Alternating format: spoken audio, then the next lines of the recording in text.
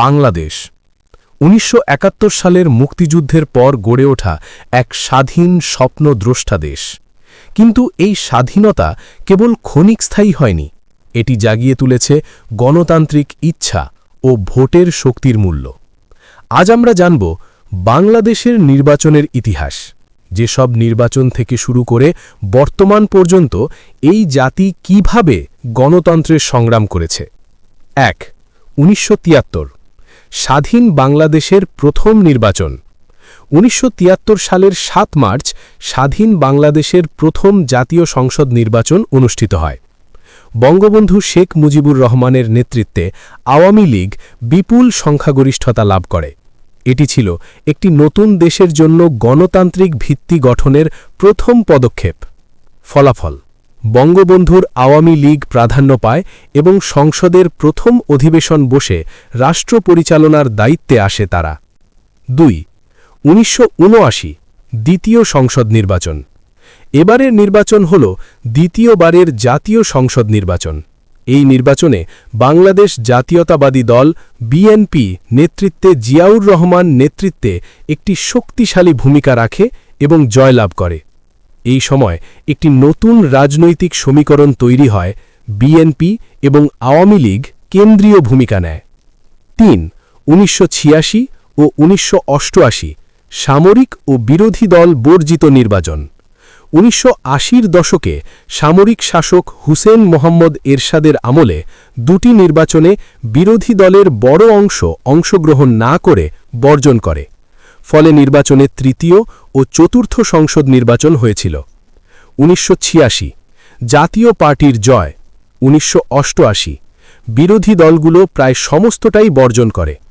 এই সময় নির্বাচনকে অনেক সমালোচক গণতন্ত্রের জন্য হতাশাজনক বলে অভিহিত করেছেন। ৪. ১৯৯১ গণতান্ত্রিক পুনরুজ্জীবন। ১৯৯১ সালের নির্বাচনটি ছিল বাংলাদেশের ইতিহাসে একটি মোড় সিদ্ধান্ত। সামরিক শাসনের পর গণতান্ত্রিক পন্থায় নির্বাচন অনুষ্ঠিত হয় এবং বিএনপি সরকার গঠন করে। এই নির্বাচন গণতন্ত্রকে পুনরায় ফিরিয়ে আনে এবং রাষ্ট্রপতির দায়িত্ব সাংবিধানিকভাবে পরিচিতভাবে সীমাবদ্ধ ভূমিকা পায়। ৫. ১৯৯৬ বিরোধ ও পুনরাবৃত্তি। ১৯৯৬ সালে ২ ধাপে নির্বাচন অনুষ্ঠিত হয়। ফেব্রুয়ারি ১৫ বিরোধী দলের বর্জনে বিএনপি জয়ী হলেও এই সংসদ কার্যদিবসের মাত্র কয়েকদিন পর বিলুপ্ত ঘোষণা হয়। জুন ১২ পুনরায় নির্বাচন অনুষ্ঠিত হয়, এতে আওয়ামী লীগ আসন সংখ্যা বাড়িয়ে সরকার গঠন করে। এই ফেজে গণতান্ত্রিক প্রতিষ্ঠান আরও দৃঢ় হয়। ৬. ২০০১ আবার ক্ষমতার পালাবদল। ২০০১ সালের নির্বাচনে বিএনপি জোট সরকার গঠন করে এবং ক্ষমতায় আসে, যা দেশের রাজনৈতিক বিভাজন ও দ্বৈরথকে আরও তীব্র করে তোলে। ৭. ২০০৮ তত্ত্বাবধায়ক সরকার নেতৃত্বে নির্বাচন। ২০০৮ সালের ২৯ ডিসেম্বর নির্বাচন তত্ত্বাবধায়ক সরকারের অধীনে শান্তিপূর্ণভাবে অনুষ্ঠিত হয় এবং আওয়ামী লীগ নেতৃত্বে ক্ষমতায় ফেরে। ৮. ২০১৪ বিতর্কিত নির্বাচন ও বিরোধী বর্জন। ২০১৪ সালের ৫ জানুয়ারি নির্বাচন ঘিরে বিরোধী দলের বড় অংশ বর্জন করে, ফলে অনেক আসনে বিনা প্রতিদ্বন্দ্বিতায় জয়ী হয় সরকার। এই নির্বাচনকে সমালোচকরা গণতান্ত্রিক মূল্যবোধের জন্য ক্ষতিকর বলে বিবেচনা করেন। ৯. ২০১৮ নির্বাচনে ব্যাপক অংশগ্রহণ।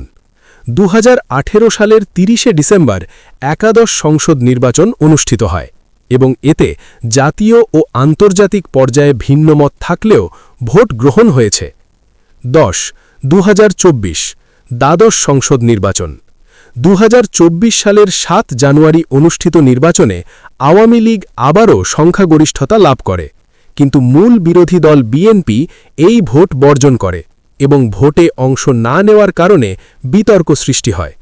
এই নির্বাচন রাজনৈতিক উত্তাপের মধ্যে ঘটে এবং দেশের রাজনৈতিক ভবিষ্যৎ নিয়ে বিতর্ক জাগায়। ১১. ২০২৬ পরবর্তী নির্বাচন আসন্ন। বর্তমান রাজনৈতিক পরিস্থিতিতে ২০২৬ সালের ফেব্রুয়ারি-এপ্রিল মাসে আগামী নির্বাচন অনুষ্ঠিত হওয়ার কথা, যা বাংলাদেশের গণতন্ত্রের জন্য আরেকটি গুরুত্বপূর্ণ অধ্যায় হবে। বাংলাদেশে ১৯৭৩ সাল থেকে এখনও পর্যন্ত প্রায় ১২টি জাতীয় নির্বাচনের মধ্যে দিয়ে দেশ এগিয়েছে, কখনো গণতান্ত্রিক পুনর্গঠনে, কখনো বিতর্কে, কখনো আবার বিরোধ বর্জনে। এই নির্বাচনগুলো শুধু সংখ্যা নয়, বাংলাদেশের ইতিহাস, রাজনৈতিক সংস্কৃতি, জনগণের আশা আকাঙ্ক্ষা ও গণতন্ত্রের লড়াইয়ের এক দীর্ঘ গল্প। এভাবেই প্রতিটি নির্বাচন বাংলাদেশের গণতান্ত্রিক জীবনের এক নতুন অধ্যায় রচনা করেছে, কখনো উৎসাহে, কখনো বিতর্কে, কিন্তু সব সময়ই জনমানুষের শক্তির স্বাক্ষর রেখে। এই ছিল বাংলাদেশের নির্বাচন ইতিহাস, সোনালী ইতিহাসের গল্প। ধন্যবাদ।